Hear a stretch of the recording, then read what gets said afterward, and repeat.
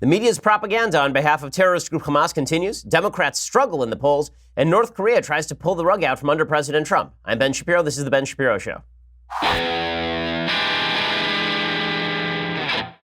So a lot going on today. We'll get to all of it. First, if you missed it yesterday, we made a pretty big announcement. This August, I am taking the Ben Shapiro Show live to audiences in Dallas and Phoenix, and you'll be able to see me in person and join in an audience Q&A. We're also doing a special VIP event beforehand with a signing and meet and greet for 200 superfans. I know the tickets are really running out quickly. They may already be sold out, actually, so go check it out right now. Daily Wire Premium subscribers actually have until tomorrow, Thursday, May 17th at 10 p.m. local time to get your pre-sale tickets. So you have to do it like right now because these things are going super fast. They may be gone in Dallas already. After that, seats are going to go fast for general admission and VIP access. If you aren't a subscriber, this is the best time to do it. Once again, go to dailywire.com/events to get your pre-sale tickets and additional info. That's dailywire.com/events. Again, those VIP tickets mean you come backstage and we all hang out and we talk and you get to take pictures and you get some swag. It's pretty awesome. So dailywire.com/events, become a member, and you can get your pre-sale tickets now. If you're just a member of the general population, then wait for a day and a half, and then you'll be able to get tickets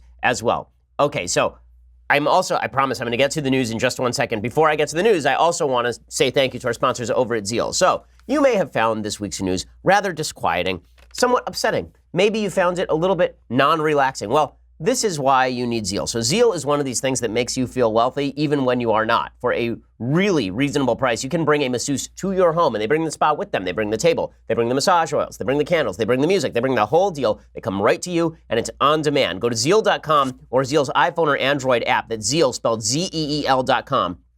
And select from top local, licensed, and pre-screened massage therapists. You can choose your favorite technique, gender preference, time, and location for your massage. And they send one of their 10,000 licensed massage therapists with all of the goods. Scheduling, booking, payment, fast and easy. Even the tip is included 7 days a week, 365 days a year. A Zeal massage therapist can be at your door. It's privacy, it's convenience, it's quality, and it's comfort. It is fantastic. I have gotten Zeal for my wife. I've gotten it for my mother. I've gotten it for my father. I've gotten it for my in-laws. I've gotten it for my sisters. It really is just first rate. So check it out, Zeal, Zeel.com. And when you use promo code Ben, you actually get $25 off your first massage. Again, use that promo code Ben, Zeal.com, promo code Ben, $25 off your first massage, or use their Zeal iPhone or Android app. Enter that promo code Ben, you get $25 off that first in-home massage. Use promo code Ben to let them know that we sent you as well. Okay, so yesterday, the media continued their policy. Their policy is to repeat whatever Hamas tells them, the terrorist group Hamas. The media coverage on this has just been extraordinary and demonstrative of the fact the media do not care about the actual facts on the ground in the slightest. They legitimately do not care about the facts on the ground. Because I can show you some of the facts on the ground. We showed you some of the facts on the ground yesterday. Here are some more facts on the ground. So we begin with this tweet. Okay, this is from a reporter named Raf Sanchez. It's from April. So these protests, supposed protests, peaceful protests that are actually violent riots, these have been going on for 2 months. These are actual pictures from the Gaza Strip from Raf Sanchez, who is not a pro-Israel reporter, and he tweeted out, "We met some young men earlier cashing $200 checks they got from Hamas after being shot by Israeli forces on Friday. The severely injured get $500. The families of the dead get $3,000. So Hamas is paying people to go out there and attempt to get shot by Israeli forces so they can have those pictures on the front pages of the newspapers. They're not being shy about any of this. Okay, Hamas is being absolutely clear about their intent. They're being 100% transparent about what it is they wish to do, at least when they are talking to their own people. Here's a Palestinian man on NPR yesterday explaining that their actual goal is to break into Israel and kill as many Jews as humanly possible. The Israelis know that people are flying kites with swastikas. They know this. And they use it to discredit you, to say this shows you're bad people. What do you think about that? هاي بدنا نحرقهم احنا قد ما نقدر بدنا ندمرهم. هذا الطبق عاملين فيه شبكة نصبينها في الجو في الطبق نفسه عشان الطبق يصير حوالين الطيارة نسحب الطيارة. This is actually what we want them to know, he says, that we want to burn them. So the best part of that clip is the part where Steve Inskeep is like, they're using your swastikas for propaganda. And Hamas is like, well, I don't care. We want them to know that we want them to burn in the ovens just like the Jews in the Holocaust. And I love the puzzlement of the media. But you don't understand, it makes you guys look bad. And we don't care. We want to kill Jews. And we like the swastika. There are no Jews, by the way, living in the Gaza Strip. It's amazing. For all the talk about apartheid states, 0 Jews live in the Gaza Strip. 0 Jews live in Palestinian Authority-controlled areas. The reason is because 0 Jews live basically around the Middle East. All of these supposedly moderate Muslim nations and leaders are not interested in having Jews in their country. There is, however, in the Gaza Strip, a hair-cutting place called Hitler. I'm not kidding. There's actually a shop apparently called Hitler in the Gaza Strip. So they've got their priorities very straight over there. And again, when the media say that these are nonviolent protests and that everything is hunky-dory, okay, this is coverage from yesterday. Significant damage to farms inside Israel due to these kite-flown Molotov cocktails. So here is what's happening. The terrorists in the Gaza Strip are making kites, and then they are putting Molotov cocktails, which essentially is alcohol or gasoline with fire attached, or little bombs, and they are flying them over the border, and then they are hoping that those kites land in Israeli fields and start significant fires. And so you can see all of the pictures online. It's pretty incredible. They've made these large kites. They've attached Molotov cocktails to them, and you can see all the pictures of the fields burning in Israel. But don't worry, it's all nonviolent. Also, we've heard that Israel has been indiscriminately shooting Palestinians, indiscriminately, like just going out there and mowing down Palestinians. Sure, there were 40,000 Palestinians who were protesting, who were rioting on the border on Sunday and Monday. Sure, only about 60 of them were killed. And sure, it turns out that Hamas is admitting the vast majority of those people were Hamas members. Here is a senior official with Hamas. His name is Salah al-Bardawil, and he's on a Palestinian TV network, and he's explaining full out that the vast majority of people who were killed were Hamas members of terrorist groups. He says in the last round of confrontations, if 62 people were martyred, 50 of them were Hamas. 50 of them were Hamas. Okay, Hamas is not hiding the ball. They are not hiding the ball. They're absolutely clear about this. They organized this stuff because they wanted people shot. They organized violent protests at the border because they want people shot, because they like the pictures. Or, alternatively, they were hoping they could break the fence and people would rush through. All the people who are saying today, well, why didn't Israel use rubber bullets? Why didn't Israel use alternative forms of dissuasion when it came to the border? Because if they had done that, then people would have cut through the border. And you know what would have happened then? You know what would have happened if Hamas gets through the border? Literally hundreds of terrorists were waiting to rush through the border if the border opens. And you know what that's going to mean? Then it's going to mean that Israel has to mow down hundreds of people. Mow them down, because once they get into Israel, you know what they're going to do? They're going to go to any Israeli settlement they can find, any place that Israelis live, any place that Jews live, and they're going to murder them in their beds. That's what Hamas does. And yet it's Israel that's the problem here. It's Israel that's a serious issue here. You can see the Democrats making this case. It's just astonishing. Bernie Sanders, he blames President Trump for all this, not Hamas, which, again, has been doing this sort of thing since Hamas was conceived. Hamas has been leading riots and violence and murder and kidnapping of Israeli soldiers and civilians for decades at this point, and they've certainly been doing it since 2006 when they took over the Gaza Strip. But Bernie Sanders is going to blame President Trump for all of this, even though Trump is, as it turns out, relatively new on the scene. Here's Bernie Sanders, an ignorant anti-Israel basher, doing this routine. And I fear that we are going to get sucked into a Sunni Shia, Saudi Arabia, Iran war, which could be never-ending. I think we're looking at an Orwellian nightmare of never-ending war, and we've got to do everything we can to prevent that. Just insane. We are fueling Trump, Republicans, Americans. We're fueling an Orwellian war between Shia and Sunni. Dude, the Shia-Sunni war has been going on for legitimately 1,000 years. And as for the notion that Shia-Sunni war now is being promulgated by President Trump, no, it was promulgated by President Obama, who decided to strengthen Iran. And it's Iranian money that's being put in the pockets of Hamas terrorists today. It's Iranian money that is being used to pay people to get shot by Israelis. This is uncontroversial, but Democrats have a particular perspective on the world that is completely afactual, and they continue to push that perspective as well. Whoopi Goldberg doing this routine too. Well, you know, the U.S. lost credibility by putting our embassy in Jerusalem. Oh, you mean as opposed to when we lost credibility by handing $150 billion to the Iranian government, a terrorist government? Whoopi Goldberg, Middle East expert. Explain it, Whoopi. I don't think that any one side should have done this. I don't think we should have done this at all. And now we've lost a bit of credibility, because the Palestinians also feel that that's their land too. Mm-hmm. They've lived there, life has been there, that's their blood also.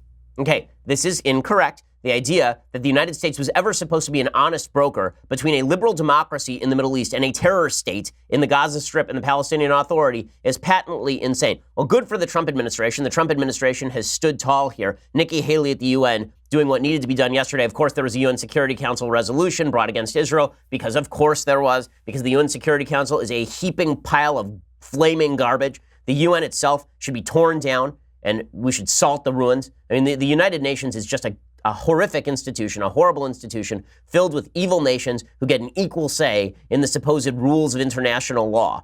It's an absurd institution. There's no rationale for having an institution with Saudi Arabia and Afghanistan on their Human Rights Council. It's just bizarre and weird. Anyway, Nikki Haley is there, and the UN has basically become a staging ground for Democrats. It's a way for them to go there and rip on the United States, as Barack Obama was fond of doing. And for Republicans, it's a way for Republicans to go there and rip on the international body itself. Here's Nikki Haley yesterday defending Israel's actions in the Gaza Strip, which, of course, she should be doing. Nikki Haley, again, she is my spirit animal at the UN. At the UN, Nikki Haley is my spirit animal. Here she is. I asked my colleagues here in the Security Council, who among us would accept this type of activity on your border? No one would. No country in this chamber would act with more restraint than Israel has. In fact, the records of several countries here today suggest they would be much less restrained. Of course, all of this is true. By the way, there are 45 Palestinians who were killed in Syria in April. You heard about any of that? You hear about a word about that? No, because it wasn't Jews who were doing the shooting. As long as it is Jews who are defending themselves, then suddenly the world media is up in arms. I'm going to explain in a little while why the media react this way with regard to Israel, as opposed to reacting when other nations kill people wholesale, as opposed to Israel, which engaged in extraordinarily targeted killings. Amazing. Again, the New York Times was suggesting indiscriminate killing by Israel. 50 of the 62 people who were killed were actual members of Hamas. We know at least another 3 were members of Islamic Jihad. So that means that 53 out of the 62 killed were active members of terrorist organizations, and they're calling that indiscriminate? They're calling that indiscriminate? Hey, Bibi Netanyahu is exactly right here, the Prime Minister of Israel. He says, listen, there's only one group of people who are responsible for what's happening right now, and it is the folks at Hamas. They're pushing civilians, women, children into the line of fire with the view of getting casualties. We try to minimize casualties. They're trying to incur casualties in order to put pressure on Israel, which is horrible. And what is the proof of this? The proof of this is that Hamas has repeatedly, historically, continuously hid behind civilians in the middle of war. There was a report from the Washington Post in the middle of the 2014 Gaza war that Hamas was hiding weapons in schools, because they knew that if Israel were to bomb the schools, then the international community would blame Israel for the hiding behind civilians. This is not new. This is not new. And again, they are not hiding the ball here. I'm going to show you some of the things that people in the media have been saying about this. It's just astonishing in just a second. First, I want to say thanks to our new sponsors over at Dynatrap. So Dynatrap, these are the people who ensure that your house is not filled with bugs. Summertime is officially upon us, and the only thing more irritating than the Democrats or the liberal or the left-leaning media are the flies, mosquitoes, and other insects invading your home. And honestly, I'm not even sure that even the flies and mosquitoes are quite as annoying as the left media at this point. But you don't want either of those things in your home. And that's why you need Dynatrap. So Dynatrap is the leading manufacturer of outdoor mosquito and insect traps. And they've come out with the indoor Dynatrap Fly Light. It looks like a subtle nightlight that plugs into any indoor outlet. The Fly Light works day and night to attract and trap flies, mosquitoes, other pesky insects, and it definitely works. So if you want to open the window because it's a nice night out, but you're afraid that the house is going to be invaded with bugs, well, this is why you need the Dynatrap Fly Light. We've been using the Dynatrap Fly Light at our house because we do have a bit of a bug problem, and it really has cleaned everything up. It's really terrific. Dynatrap has other products as well for outside. Trust me, there's nothing more embarrassing and gross looking than hanging up an old school fly paper in your home. It makes it look like you live in a slum. Plus, you never know what kind of bacteria flies are spreading, which is why you need Dynatrap. Go to dynatrap.com. That's dynatrap.com and enter the promo code DailyWire and you get 15% off any of their products. Again, that's 15% off any of their products. So go check it out right now, dynatrap.com. Enter that promo code DailyWire. Dynatrap is the safe, silent, simple solution to household insect control. It is definitely worthwhile keeping your house bug-free. Okay, so speaking of the insanity of the media, there are legitimately members of the media today who are saying that because Israel did not lose any soldiers, because there were no Jews who were killed in this confrontation with terrorists and rioters at the border, which is the whole purpose of having a border. The whole purpose of having a barbed wire border is so that you do not have to have your own soldiers killed attempting to kill terrorists. Because Israel killed 62 people and no Israelis were killed, there are legitimately people saying today that this is a massacre and Israel has lost the moral high ground. And I'm not kidding. They're saying that more Jews should have died. If Israel wanted to show parity, they should have apparently just dropped a bunch of Jews naked into the middle of the Gaza Strip and have a few of them torn apart limb from limb, as has actually happened to an Israeli soldier in Ramallah about 15 years ago. They should just go ahead and do that, and then everything will be fine. Then we'll acknowledge that there's moral parity. But because Israel killed more Palestinians and Israel did not die, there were no Israelis who died, this means there was no moral parity. Okay, Damon Linker from The Week, whose work sometimes I like. I mean, this is crazy. He tweeted out, when people on both sides die, it's a battle. When people on only one side die, it's a massacre, even when Jews do it. Dude, go F yourself. I mean, are you kidding me? So if somebody attacks me on the street and I pull out my gun and I shoot them, you know what the score is? The score is now 1-0. Was it self-defense? Turns out it was, because self-defense is not based on the amount of damage that the person does to me. It is not based on how many of my children the person kills before I shoot them. My whole goal is to prevent the death of me or my children or my family members or my friends. That's what's going on in Israel. Because if these invaders cross the border, they are not there to run in and drop a job application at the local Sparrows. That's not their goal. They're not trying to break through the border because they are desperate to go to an Israeli McDonald's. That's not what's happening here. What's happening here is very simple. People are trying to cross the border to commit acts of terror. They're openly admitting this. It's not just Damon Linker tweeting out this insanity. There's Harun Mogul at NBCnews.com, who for some reason was solicited to write a piece. And he writes, quote, a hugely disproportionate number of Palestinians die, while few, if any, Israelis ever do, in this case, 0. Still, Israel claims it is defending itself. Again, what in the living hell are you talking about, dude? Like, of course, Israel is losing less people than the Palestinians. You know why? Because they actually built a state with an active military that is capable of protecting its citizens, as opposed to Hamas, which is a tyrannical military dictatorship. But we're supposed to believe that Israel lost moral legitimacy because it didn't kill more of its own Jews. The whole reason Israel was established in the first place is to protect Jews from having to be killed. Jews were sick after 2,000 years of being killed en masse. It turns out they were sick of earning the moral high ground through their corpses being spread on fields everywhere. And so they decided, hey, you know what might be good? Let's pick up some guns and create a state. They did. And now when the Jews defend themselves, and well, you know, if more Jews were to die, then that would definitely be more even-handed. You know what? I'm not going to sacrifice any of my family members. You're not going to sacrifice any of your family members. If anybody said this about American soldiers, everybody would understand how disgusting and evil this is. Well, if more American soldiers were to be killed, surely that would establish a moral parity. Go to hell. Go to hell. I mean, what absolute nonsensical garbage. Okay, meanwhile, the real question to be asked here is, why are the media doing this?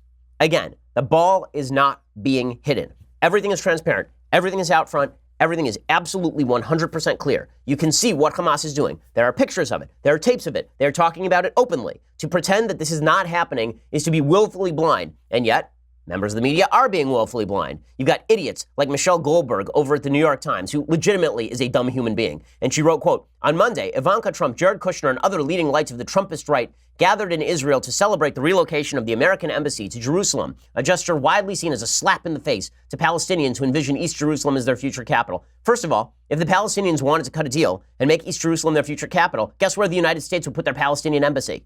In East Jerusalem, you dolt. And then she says, the event was grotesque. It was a consummation of the cynical alliance between hawkish Jews and Zionist evangelicals who believe the return of Jews to Israel will usher in the apocalypse and the return of Christ, after which Jews who don't convert will burn forever. Has this person ever met a Christian? Like Michelle Goldberg, she's writing this in the pages of the most prestigious newspaper in America. Has she ever met a person who believes in the Jesus? Has she ever met a person who goes to church? And Michelle Goldberg, I'm not sure, has ever met an evangelical Christian. If she believes that all evangelical Christians are just trying to reestablish Jerusalem as the Israeli capital so that Jesus will make his grand reappearance and then they'll all forcibly convert the Jews, or the Jews won't be raptured or some such, like, this is so ignorant. Okay, I talk to thousands of evangelicals, thousands of them, not just daily on the show. I mean, in person, I talk to thousands of evangelical Christians across the country. I have not heard this used as an excuse for backing Israel by one of them, not one. Okay, this is not typical. This is the sort of millennialist view of Christian support of Israel. This is a straw man that is put up by folks on the left because the vast majority of evangelicals do not believe that this is why they are supporting Israel. They believe they're supporting Israel because Israel is a moral power in the region, because Israel has a historical and religious right to be there, and because Israel is the root of the Western civilized tree. That is why, not because of any of this Revelations type stuff. Okay, but the media are pushing Hamas's propaganda. They're pushing Hamas's propaganda. Why? So there is a couple reasons why the media are pushing Hamas's propaganda. First, members of the Western media believe, wrongly, that everyone thinks the same things about human rights and individual freedom. They think this. So they have this weird, bizarre perspective that everyone secretly, deep down in the cockles of their heart, wants to live in San Francisco. That's the kind of life they want to live. That if you are a Palestinian, a Muslim Palestinian who believes that the Al-Aqsa Mosque is a holy place and that the Jews are occupiers from the river to the sea, that if you believe that, really you don't believe that. Really, what you really believe is that there should be gay rights and everybody shouldn't have kids, they should have puppies, and that the sexual revolution was awesome. That's what everyone seriously believes, like deep down. But these Palestinians don't believe it because of the system, because of the hierarchy, because of oppression and repression. And when they sacrifice children by putting them out in the front lines, and when they hide behind those children as terrorists, the reason they're doing this is out of desperation. So assumption number one is that Palestinians actually want the same thing that Westerners do en masse. Okay, this is not true. There are some Palestinians who certainly want those things. But the vast majority of Palestinians in the Gaza Strip voted for Hamas in 2006, and polls show the vast majority of them are supportive of Hamas now. Okay, so that's paternalistic view number one. Paternalistic view number two is that Palestinians are not actively pursuing Western definitions of freedom, but that's not because they don't believe in Western definitions of freedom. No, because everyone believes in Western definitions of freedom. They don't believe in Western definitions of freedom, and they don't pursue Western definitions of freedom because they are so oppressed and because they are angry and humiliated. And that's why, if we just got rid of the anger and humiliation, then the Palestinian Authority, Hamas, all these people would be thrown out in favor of the Labour Party in Britain. That's what would happen. This is so paternalistic. It is so ignorant of realities on the ground. It is almost beyond words. Sarah Bamari writes at commentaries exactly right. Palestinian Arabs are human beings, which means they are possessed of free will, agency, and the natural capacity to reason like any other people. This basic, incontestable anthropological reality needs to be frequently restated today, since our media and foreign policy establishment have apparently concluded the opposite. There are desperate people all over the world who never translate their frustration into suicide bombing, stone throwing, border rushing, and days of rage. It does the Palestinians no good to treat them as children entitled to tantrums, as permanent wards of the international community, or worse, as wild men bereft of reason. Then again, such high-handed pity isn't really about helping the Palestinians so much as it is about flattering their Western friends. Okay, so in just a second, I want to explain why it seems the press has such antipathy to Israel. It is connected with the press's antipathy for President Trump, their antipathy for Brexit, their antipathy for nationalism more generally. I'll explain. First, I want to say thanks to our sponsors over at Upside. So, if you were an astronaut, you would need mission control. You would need somebody on the ground telling you that they were getting things taken care of. This is what most people are looking for in life, are people who are out there to help them, to ensure they get where they need to go when they need to get there. Well, this is what Upside is for. They are your mission control. They are looking out for you every step of the way. They are handling any problem that might pop up. They have a team of specialists that work 24/7 to make sure your flight, hotel, and car rental all go off without a hitch. I can't tell you the number of times that I have traveled and I have used another website to travel, and it turns out that there's some problem in the process, and then you go to the counter and they're like, well, you booked through one of these other websites, and we can't help you. Tough news. And you try to call up the website and there's nobody there to help you. Upside is the opposite. Upside is going to help you. They monitor your trip around the clock. They proactively keep you posted on everything from if it's going to rain to alternative return flights home in case you want to squeeze in another meeting. You're not going to experience this level of service anywhere else. Once you've experienced that concierge service from Upside, you're not going to want to use any other travel website. For easy booking, competitive prices, and a team that always has your back, go to Upside.com. And for a limited time, when you book your first business trip with Upside, you get a minimum $100 Amazon.com gift card, which is pretty awesome. Go to Upside.com/Ben, book your first business trip, Upside.com/Ben. Use that /Ben, you get a $100 Amazon.com gift card when you book your first trip. $600 minimum purchase required while supplies last. See the site for complete details. Again, that's Upside.com/Ben. Check it out. It's pretty awesome. Okay, so why is it that the Western media are why do they have such antipathy for Israel? Why Israel? So the easy answer is because they're not fond of the Juden. Okay, and maybe there's some truth to that, but I would venture to say that most of the people who are anti-Israel don't consider themselves anti-Semitic. They'll tell you they have Jewish friends. Many of them are Jewish. So why is it that there's this antipathy for Israel? It goes to something deeper. And that is there's been a shift in the Western mentality with regard to the nation state. So there's been a lot of talk lately about the differences between nationalism and patriotism. Well, I believe that I'm a more patriotic guy than a nationalistic guy, meaning I'm not a blood and soil nationalist who believes that just because I was born here, America is great. No, I think America is great because we share a common heritage, a common culture, a common set of values. But I do believe that the nation state is a better way to organize the world than is an international, utopian, global government. I just don't think that's going to work. I think it's never worked. I think an attempt to spread empire has usually failed. The nation state is a better solution to people's aspirations so long as the nation state is promulgating good values. Because having a group of people who share a certain tribal affinity thanks to culture and values and also share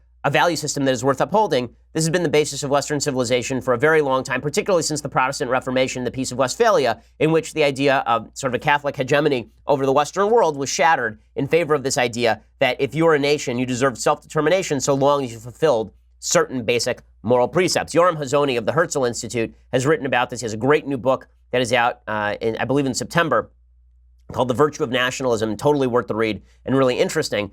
As he points out, nationalism was responsible for the rise of France and the rise of Britain, as well as the rise of Germany. Now, after World War II, there's a real push against nationalism, right? After World War I, there was a push in favor of nationalism. There was a push in favor of the idea of self-determination of peoples so that they wouldn't be under the thumb of, for example, a German empire or a Russian empire. But after World War II, after the Nazis, there was a push against nationalism. The idea was that German nationalism had led to World War II. In reality, it was German imperialism that led to World War II. It was Germany attempting to expand its borders outward, not Germany saying, hey, we just want to sit here within our own borders and not bother anybody. Right? That's nationalism. But imperialism is the idea that you're going to take your nation and spread it out globally, not that you're going to spread your values where possible among allied nations, but that you are legitimately going to take over other nations and make them Germany. Right? And that was the German ideal during World War II under the Nazis. This is the idea of a Reich, this Third Reich. Okay, so what happened is that after World War II, there was a rejection of nationalism wholesale. Yoram Hazony writes, and I think he's correct, today, many in the West have come to regard an intense personal loyalty to the national state and its right to chart an independent course as something not only unnecessary, but morally suspect. They no longer see national loyalties and traditions as necessarily providing a sound basis for determining the laws we live by, for regulating the economy, or making decisions about defense and security, for establishing public norms concerning religion or education, and for deciding who gets to live in what part of the world. The idea here is, why not a world government? Why not be a real globalist? Why, if it's so great, why not just spread those rules out for everyone? The UN can rule all of us. Why not reject, in this case, Israel's sovereignty in favor of an internationalized Jerusalem? Why not say there needs to be no Jewish state? Instead, Jews should just become citizens of the world because we all should be citizens of the world. The answer is obvious. Nations still exist because human beings do not operate this way. Human beings do have tribal affinity. Human beings do look for a collective that shares their values to be a part of. And that collective is not going to be global. It isn't, because people do not share enough values for those collectives to be global. The entire globe does not think like the editorial board of the New York Times. Israel has to exist because the rest of the world doesn't think like the editorial board of the New York Times. And by the way, if the rest of the world did think like the editorial board of the New York Times, Israel would still have to exist because the New York Times is very much in favor, apparently, of Palestinian terrorism via Hamas. Israel has a right to exist and to defend itself. The same people who oppose Israel opposed Brexit, and they think that President Trump saying things like "Make America Great Again" is inherently evil because they think nationalism is the problem, moving in the aftermath of the Hannah Arendt's ideology about how nationalism was the great curse on humanity, which really is not true.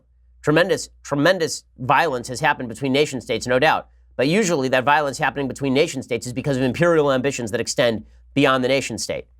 In any case, the media continue to mirror Hamas's preferred line, and that is going to get more Palestinians killed.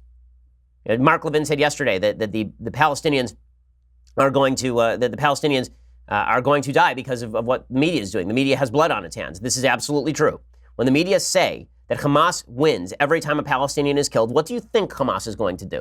They're going to put babies on the front lines. They're going to put women on the front lines. They're going to put children on the front lines. And then they're going to claim that Israel is evil and Israel is terrible. It's the same thing terrorist groups try to do with the United States. Terrorist groups have been doing this for legitimately decades. It's the reason why the Geneva Conventions were written in the first place. Okay, the reason that the Geneva Conventions were created in the first place was specifically to convince people to stop acting as terrorists hiding among civilian populations. The idea was if you dressed in a uniform and you went out away from the civilian population, then you were accorded certain additional rights. Whereas if you hid among civilians, then those rights went away. That was a good thing.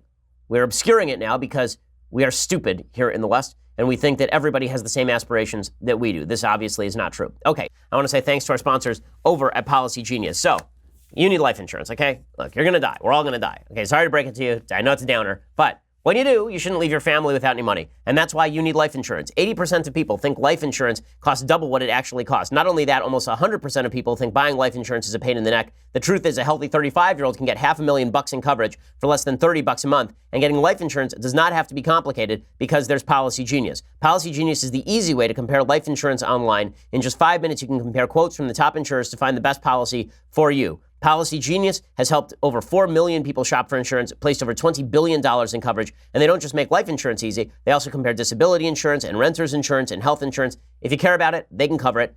They make it super, super easy. You're online right now, probably listening to the show, so go to Policy Genius while you're sitting there and get it done. PolicyGenius.com. It's the easy way to compare top insurers and find the best policy for you. Again, save time, save money, save hassle, and it's free. There's no excuse for leaving your family without money if you die. PolicyGenius.com. Make sure you won't. Go to PolicyGenius.com. Go check it out right now. Okay, so in other foreign policy news, President Trump is apparently being jerked around by the North Koreans. We'll talk about that in just a second. First, you're going to have to go over to dailywire.com and subscribe. So for $9.99 a month, you get the rest of this show live, the rest of Knowles' show live, the rest of Klavan's show live, and special benefits. We are now doing live events. And as you can see, because we're doing live events in places like Dallas and Phoenix, because we are doing those things, if you are a member, if you have membership through dailywire.com, this means you get first crack at the VIP tickets. It means you get first crack at the seats. Right now, you can buy tickets in Dallas and Phoenix, but only if you're a member. Okay, if you're not a member, you have to wait for another day and a half. And so when you get that membership, you also get the annual membership. You get this, the Leftist Tears Hot or Cold mug, which apparently is just being filled on a routine basis this week by leftists who don't know the first thing about foreign policy.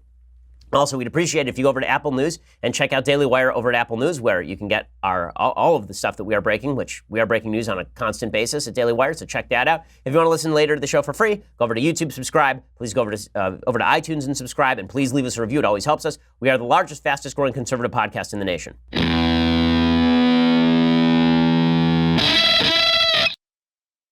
Okay, so now the latest with regard to North Korea. So North Korea is threatening to pull out of this big summit that they were going to have with President Trump. This is always the danger of President Trump accepting the idea of going to a summit in the first place and doing so very publicly, as opposed to sort of just keeping it on the down low and then springing it on everybody. By the way, next week I'm meeting with the North Koreans. The North Koreans are now trying to convince the United States to stop military drills by withdrawing the possibility of the meeting. I was always very skeptical of this meeting. You can go back and listen to the show. I was very skeptical of the idea anything good was going to come from this meeting. I was very skeptical of the idea that North Korea was going to give up its nuclear weapons, particularly because North Korea, knowing that the United States would topple them if they didn't have nuclear weapons, has an interest in pursuing nuclear weapons full scale at this point. Well, according to the Daily Mail, North Korea's government says it is considering calling off a planned nuclear summit between Kim Jong-un and President Donald Trump. Kim's regime said through state-run news agency KCNA that ongoing Max Thunder joint military exercises between the U.S. and South Korea are actually a rehearsal for invasion of the North. KCNA said, quote, the United States will also have to undertake careful deliberations about the fate of the planned North Korea-U.S. summit in light of this provocative military ruckus jointly conducted with the South Korean authorities. First of all, well done on them for using the word ruckus in a sentence. But beyond that, this is obviously a ploy to get all of the Trump administration to back off of the military exercise. I'll explain more in just a second. First, the North Koreans are trying to pull back, obviously, from the summit in an attempt to get concessions from the Trump administration. Now, Trump shouldn't do it. The polarity has been reversed. Okay, it used to be that the North Koreans were seeking some sort of summit with Trump. Now, once Trump has said yes, he's invested in the idea of a summit. This happens with every president. It happened with Obama, too. Once Obama was invested in the idea of a rapprochement with Iran, then he was invested in pretending that Iran was actually doing the right thing. Well, now the Trump administration is sort of getting sucked into this cycle as well, because now President Trump, apparently the White House, has said that they are going to scale down this particular exercise. So according to UPI, joint exercises between the United States and South Korea will move forward, but the B-52 strategic bomber and 8 F-22 Raptors will not be deployed during drills. The decision to downscale the drills was reached between U.S. Forces Korea Commander Vincent Brooks and South Korean Defense Minister Song Young-moo Wednesday after North Korea criticized the joint exercise Max Thunder being held in the South, according to News One. So the criticism of the United States and South Korea came as a surprise to the South Korean military. The United States should not have done this. We should not have scaled back the military exercise. We should have told the South Koreans we're not willing to scale back the military exercise. No concessions to a nuclear-armed North Korea. No concessions. None. The United States is not in a position to be making concessions to probably the worst state on earth, a giant gulag state. There is no excuse for this. It is bad policy. As good as the Trump administration has been on Middle Eastern policy, when it comes to North Korean policy, making concessions to the North Koreans or making concessions to the Chinese, as Trump did over the weekend, none of that is useful stuff. You can't get invested in trying to uphold the credibility of a regime that should have no credibility in the first place. Okay, in other breaking news, apparently there's a bunch of documents that have now come out from the interviews by Congress with Donald Trump Jr., and it turns out that Donald Trump Jr. may or may not have spoken to Donald Trump Sr. after meeting with Russian lawyers at Trump Tower in June 2016. You'll recall that Donald Trump Jr. met with a Russian lawyer named Veselnitskaya, who he had been told was going to give him material on Hillary Clinton, and that material never materialized, but the question was whether he had told President Trump about it. Well, now what the call logs show is that in the middle of that meeting, he talked with Veselnitskaya apparently, and then there was a call to an unnamed number, an untraceable number, and then it was like 4 minutes long, and Trump Jr. says that he does not know exactly who is on the other end of that phone. He doesn't remember. I find this relatively unlikely. I would not be surprised at all if President Trump knew about the Trump Tower meeting. This, however, does not prove collusion. In order to prove collusion, you have to prove not only that the Trump administration was willing to collude and that they were willing to talk with the Russian government about going after Hillary Clinton, but that they did in fact collude. The material transferred hands, that there was actual coordination between the Russian government and the Trump campaign. None of that has been proved to any significant extent. We've known this since last year. It is a big deal, okay? I don't want to pretend it's not a big deal that Donald Trump Jr. and top members of the Trump campaign were meeting with emissaries from the Russian government to get dirt on Hillary Clinton. Obviously, that is a problem, okay? But if none of the material changed hands, there's no active collusion and there's no crime. So intent does not actually constitute the crime in this particular case. Plus, Donald Trump Jr., it's going to be very hard to catch him criminally because he did what any lawyer would advise Donald Trump Jr. to do here. He said, I don't remember. I don't remember who I was talking to. I don't remember what happened at this meeting. Right? He had a sudden bout of amnesia, not uncommon in the legal world. It makes a fair bit of sense legally. I think that the left is going a little bit crazy over all of this. The left is suggesting that this is finally the death knell for Trump. It's not going to happen. And this is one of the big problems that the left has right now. If you look at the polls, the generic ballot right now is not that great for Democrats. They're up by, on average, 5.2%. Okay, that is significantly down from the 8 to 10% that it was just a couple of months ago. Part of the reason for that is because Democrats have been proclaiming from the tops of hills for literally 2 years now that there was going to be some deus ex machina, that somebody was going to come in from the outside and depose Trump. Robert Mueller was going to come in and save America from the scourge of Trump. Or Donald Trump Jr. was going to come forward with evidence, and that would save America from the scourge of Trump. Okay, none of this is going to happen. Trump is going to remain in office for his entire tenure. He is going to be there for at least 4 years and maybe 8. And the sooner Democrats get used to that idea, the sooner they can start fighting him smart. But they're not fighting him smart. Instead, they're moving far to the left. So it's kind of interesting. There's a case to be made that Barack Obama drove the right so nuts that they began nominating terrible candidates just because they were the most extreme candidates in primaries. Well, Donald Trump has driven the left so nuts. His victory has driven the left so out of their minds that they are now nominating the most extreme candidates that they can find. So they are attempting to nominate candidates like this one. Here's an ad that was run by a Democrat in which he legitimately says F the NRA in the middle of the ad. The NRA. Their pro-gun policies have resulted in dead children, dead mothers, and dead fathers. I'm Pat Davis, and I approve this message because if Congress won't change our gun laws, we're changing Congress. So Pat Davis is running for the Democratic nomination in New Mexico's 1st District, and he says F the NRA, and that's his actual ad. That guy's probably more popular than the mainstream members of the Democratic coalition, which is not supremely surprising because the Democratic coalition doesn't have a lot to say on a lot of major issues. There's an article in the Washington Post specifically today about the fact that the Democratic coalition seems to be nominating the most extreme possible human beings, which is obvious. I mean, last night, there were 2 socialists who won in races in Pennsylvania. Socialists, open socialists. The Democratic Party is polarizing largely in response to what has happened with President Trump. So President Trump's victory has made the left crazy. It's making them crazy. In the same way that there's a case to be made that the right started nominating bad candidates because they were so driven nuts by President Obama and the dominance of the left. Well, now the left is seeing that in reverse. There's an article by James Hohmann over at the Washington Post today called "The Far Left is Winning the Democratic Civil War. The success of very liberal candidates in primaries across 4 states is causing a new bout of heartburn among party strategists in Washington who worry about unelectable activists thwarting their drive for the House majority." I remember when these articles were being written about folks from the right, like 5 minutes ago. Now it's being written about folks from the left, and that's because folks from the left legitimately have I think, reacted to President Trump with the most extreme possible rhetoric. That's what's going to get them elected. They know it, but it's not going to get them elected in general elections. It works in primaries, doesn't work in generals. Okay. So meanwhile, it turns out that the TV industry has decided that it is deeply imperative to revive every show that has ever been on TV for any amount of time. So they've already revived Roseanne. Now they are apparently reviving Murphy Brown. So CBS executives revealed to reporters on Wednesday morning the return of the politically minded 1990s era comedy series, but it will have a new setting. So in the original, Candace Bergen's Murphy Brown anchored a primetime news magazine. You recall that Candace Brown made a lot of headlines at the time because Candace Brown got, her character, Murphy Brown, rather, got pregnant out of wedlock and then had the baby. And when Dan Quayle suggested that this might not be a good influence on people, the entire left went insane. How dare he suggest that culture is in any way connected to politics? Then when Joe Biden said without will and grace there wouldn't be gay marriage, everybody went, yeah, that's true. So it turns out that culture does have an impact on politics. But in any case, now Murphy Brown is going to be hosting a show called Murphy in the Morning. Her biggest competitor will be her own son, who's hosting his own conservative morning news show. This is just what we need. We need a really politicized show, I think. I think we need more pop culture that demonstrates full-scale the gap between left and right. I think that's really going to be good for the country. When executives were asked if the setup was supposed to mirror Morning Joe versus Fox and Friends, they said yes. So CBS Entertainment President Kelly Call said, "We fully expect a lot of people are going to come to Murphy Brown. We felt this could be a great piece to make this block the strongest on TV." So apparently they have a combination of new and old cast members. It's going to go into CBS's comedy block on Thursdays at 9:30 p.m. Moving political is only smart if you're actually moving along with the times.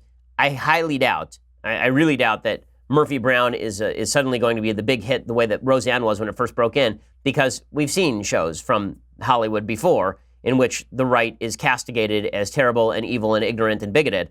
And in fact, I think Roseanne has moved in that direction. I mean, this has been one of the problems with Roseanne's ratings. It started off like a house of fire because there were a lot of Trump supporters who said, wow, people who aren't openly disrespecting me. And then it turns out that Roseanne is what Roseanne always was, which is a socially left show, which is promulgating particular messages that a lot of Trump supporters don't believe in. And so people stopped watching the show. Once it turned into another leftist soap opera with a few laughs thrown in, people weren't as interested in it. But this is the way that Hollywood works, right? Hollywood can never grant a fully formed conservative character unless they are cast as a sort of mentorship character who's fuddy-duddy and old and kind of out of it, like Ron Swanson, or like Alec Baldwin's character in Jack Donaghy in 30 Rock. If you're that sort of character, they'll cast you. But what's hilarious about that is that as soon as those characters appear on TV, they immediately become the most popular characters on the show. Conservative characters are actually deeply popular on television because conservative characters make for good comedy. When you put a bunch of lefties with their hoity-toity notions about the world in front of conservatives who are sitting there doing the facts don't care about your feelings routine, which really was Ron Swanson's routine in Parks and Rec and Jack Donaghy's routine in 30 Rock, when you do that, people resonate to him. They're not going to resonate nearly as much to, why don't you come here and we'll lecture you? Come here and we will lecture you about the right thing to do. Now, speaking of bias in the media, John Oliver did a full-on defense of Venezuelan socialism. He didn't defend Venezuelan socialism so much as he defended socialism from Venezuela's failures. So here is John Oliver on his show the other night trying to say that Venezuela is not real socialism. Real socialism is the countries that I like and that aren't really socialist. Venezuela is not socialist because, you see, Venezuela lost because it was mismanaged, not because it's socialist. Here's John Oliver making that idiotic case.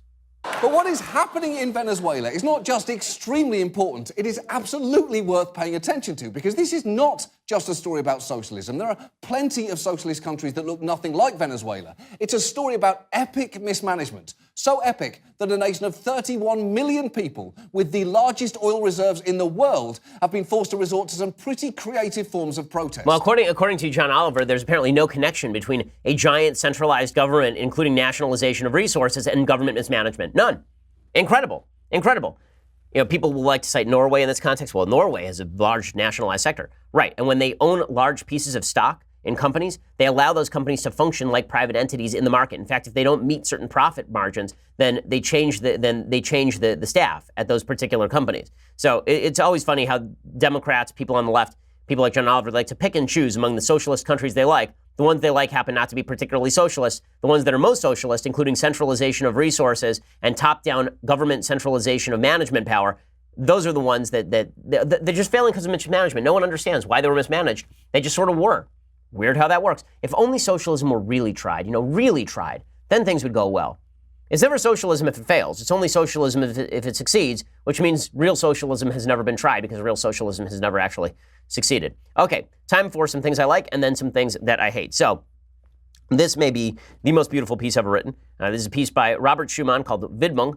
And it is an aria that was transferred over to piano. It was rewritten for piano by Franz Liszt, who is a contemporary of Robert Schumann. It's just a gorgeous piece. Schumann's life is such a tragedy. And he had a bunch of kids with his wife, Clara Schumann, who was a concert pianist in her own right, and she toured around Europe. And they were very close with Brahms. Like he actually called Brahms the next coming of Beethoven, basically, which is a pretty heavy burden to put on Brahms. Brahms became very close to the family, and then Schumann became severely mentally ill. He actually died in a sanatorium because he was deeply mentally ill. And Brahms fell in love sort of with Clara as all of this was happening. It's really a really sad story. In any case, this piece of music by Robert Schumann is just fantastic. This is Arthur Rubinstein, one of the great pianists who ever lived, playing the Schumann's Widmung.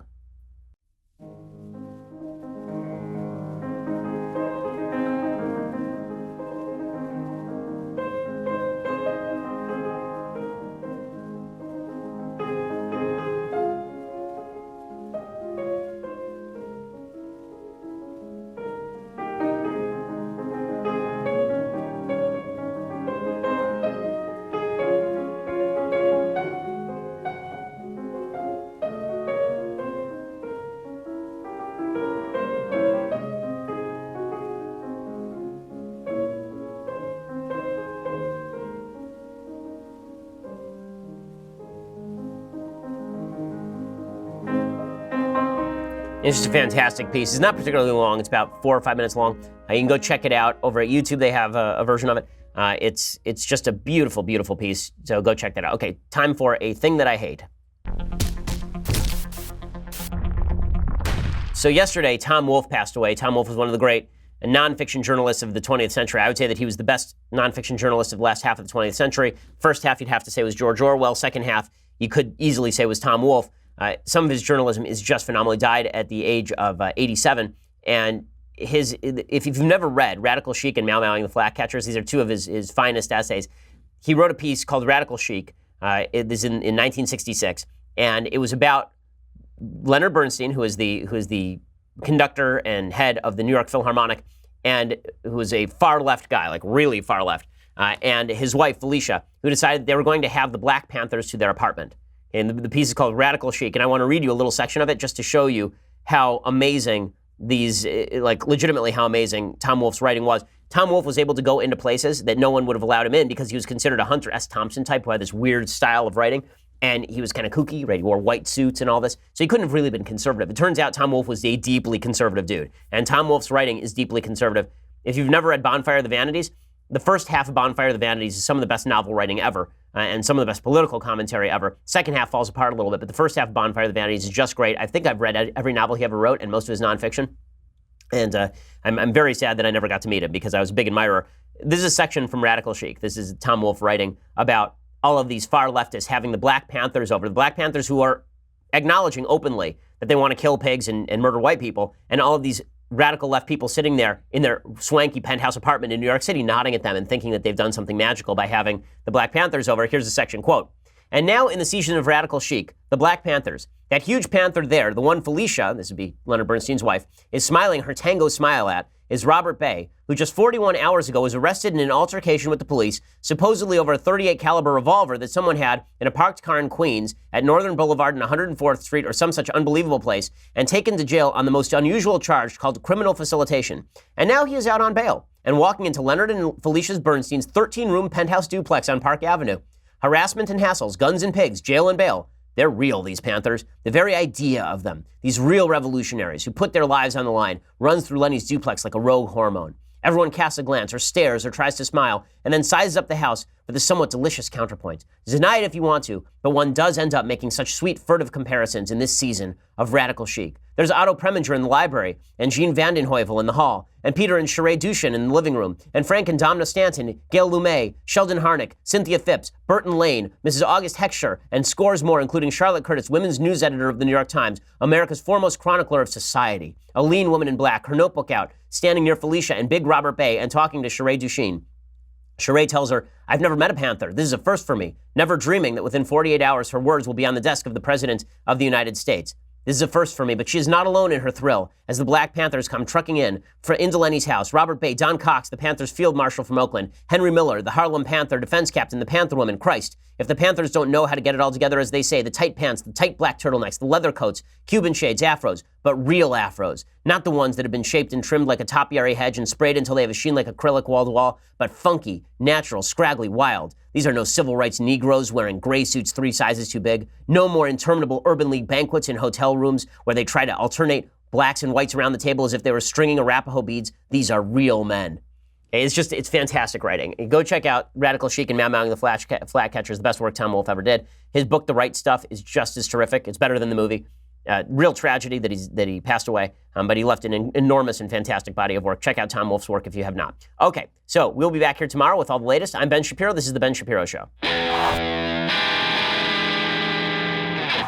The Ben Shapiro Show is produced by Mathis Glover, executive producer Jeremy Boring, senior producer Jonathan Hay. Our technical producer is Austin Stevens, edited by Alex Zingaro. Audio is mixed by Mike Coromina. Hair and makeup is by Jesua Alvera. The Ben Shapiro Show is a Daily Wire Forward Publishing production. Copyright Forward Publishing 2018.